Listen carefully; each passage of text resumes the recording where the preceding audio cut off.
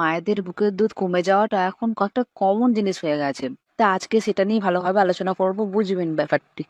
বুকের দুধ বাড়াতে চান, 1 নম্বর উপায় হলো ফ্রিকুয়েন্ট ফিডিং, অর্থাৎ বাচ্চাকে ঘন ঘন বুকের দুধ খাওয়াতে হবে। যদি আপনার মনে হয় বুকের দুধ নেই, সে পাচ্ছে না, তবুও বাচ্চাকে ঘন ঘন কোলে নিয়ে নিজের বুকের কাছে রাখুন, তাকে বারবার দুধ খাওয়ান।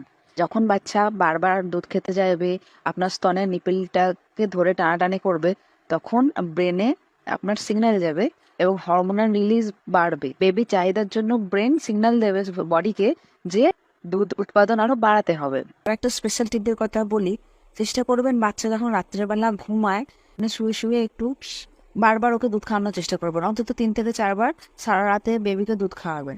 রাতের বেলায় কি হয়, মায়ের শরীরে প্রোল্যাক্টিনের যে হরমোন, সেটির মাত্রা অনেক বেশি থাকে। তো এই সময় যদি বাচ্চা দুধটা নেয়, তো পরের দিনের জন্য মিল্ক সাপ্লাইটা আগে থেকেই ভালো হয়ে যায় রাতের বেলা। তাই বাচ্চাকে দুধ খাওয়ানোর চেষ্টা করবে।